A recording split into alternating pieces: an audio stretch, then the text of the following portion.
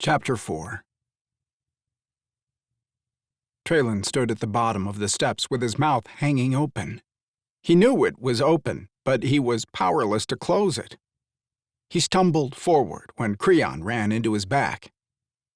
"What is it?" Keelan asked in fascination as he came to stand next to Traylon. "I don't know," Traylon replied at last, as he stepped down the 3 remaining steps. Beautiful carved arches supported the rocky ceiling of the enormous cavern. In addition to the natural glow of light from the crystals embedded in the rocks, Cara and the others had installed thousands of tiny lights around the cavern. The effect was an incredible, colorful visual effect that reminded him of the gardens around the palace. At night, the plants glowed in a vivid array of colors. There was some type of railing system running through it. 4 carts were attached to the tracks with 3 sections of dark red cloth seats built into them. Each section had doors that opened on both sides of it, and a thick round bar that folded forward over the rider's lap. As if that wasn't fascinating enough, the tracks ran through the entire area that was decorated with imitation trees, buildings, and toys of all shapes and sizes. "I am here," Mandra muttered, squinting his eyes to read something carved on a curved stone across the small river. "You are there. Who needs GPS?" He turned and looked at Zoran. "What does that mean? And why would they carve that on a stone?" "It is a graveyard," Creon explained in a soft voice as his eyes ran over the sayings. "I saw one back on Earth. It is a place where the humans bury their dead." "Who would have the women killed and buried?" Mandra asked in confusion.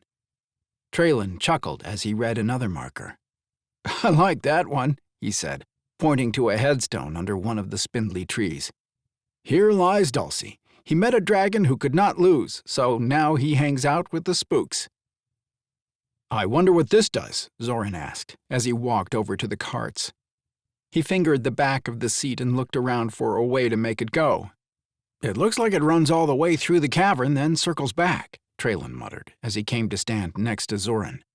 His eyes followed the track as far as he could see. "There has to be a way to make it work." All the men started when the device on Traylon's belt suddenly vibrated. Traylon pulled it from his waist with a curse and glanced down at it. A moment of panic hit him when he saw the tracking device on Cara moving back down toward them. "We've got to go," Traylon said in an urgent voice. "Cara is headed back down here." "Dragons, balls, I wish your mate would stay in one place for more than a few minutes," Keelan muttered.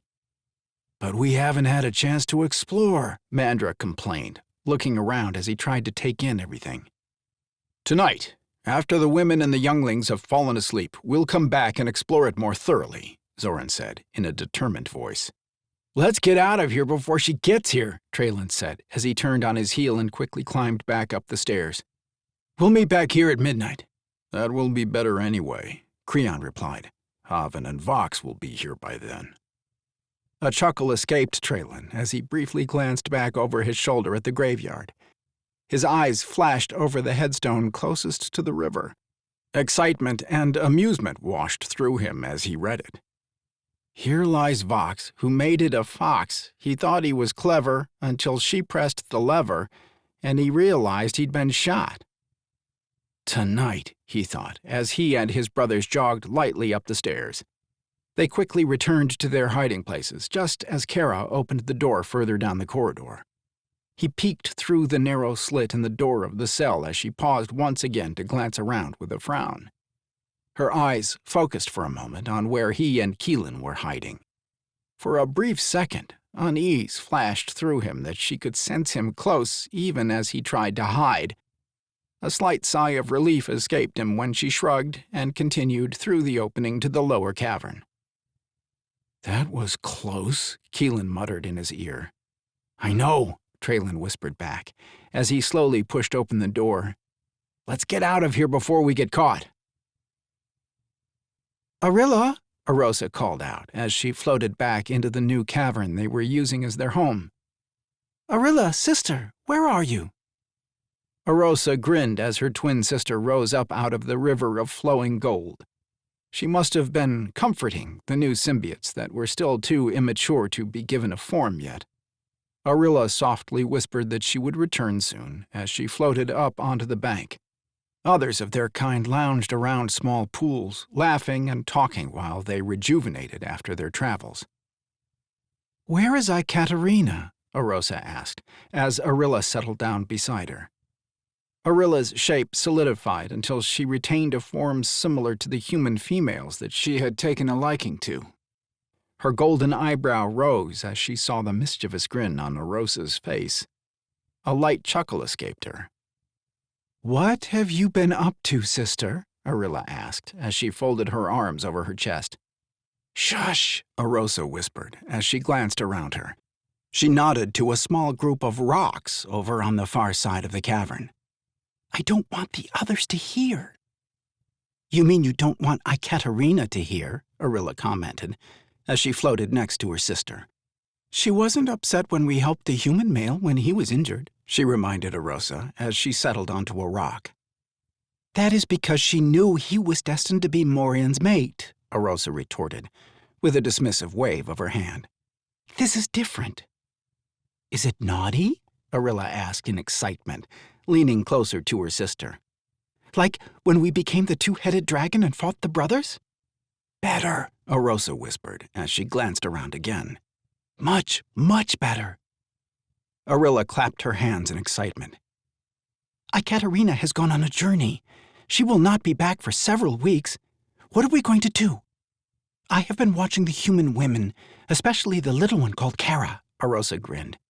"She has talked about this wonderful thing called Halloween." "What is this Halloween?" "I just don't want to upset Ikaterina again," Arilla said, with a cautious glance around her. "You remember how disappointed she was with us when we went to the humans' planet in the future and helped the woman in the transport? She would have been killed when that other ship exploded. I couldn't just leave her to die after everything she had done," Arosa said defensively. "I still don't understand why Ikaterina was so upset. All I did was give her ship a little push. How was I to know it would send her into the future?" "You know, Ikaterina says we must not interfere," Arilla replied with a sigh. "I know. Ikaterina was very annoyed that I had left the human on the moon, but I didn't know what else to do with her. I couldn't just leave her drifting in space after I saved her life," Arosa retorted in a grumpy voice. "I'm just glad I was able to close the rip you created before those nasty creatures followed her." "She was more upset that you had opened a portal," Arilla replied. "I closed it before any other ships could get through." "So, do you think this Halloween will upset her as much as that did?" A smile lit Arosa's face. "No, I don't think she would be upset at all. I do think it is going to be fun. Come with me and I'll show you." Arilla nodded her head and glanced around as another of their kind rose as well. The golden form floated up to the top of the steps where twin pillars stood as silent sentinels. The portal opened at the top. It created a doorway where the vast flickering lights of a million universes beckoned to be explored. The translucent form dissolved as it passed through it. While many of her kind only stayed long enough to rebuild their strength, she and Arosa were happy on this world. By many accounts, especially Ikaterina's, they were still just children, having lived only a few thousand years. Arilla turned and dissolved when she heard Arosa's voice calling to her. Rising, she followed her sister through the maze of cracks and tunnels leading under the water. Arilla increased her speed as they neared the cavern under the palace. She was excited to discover what this Halloween was and see what new adventures the Dragonlings were up to.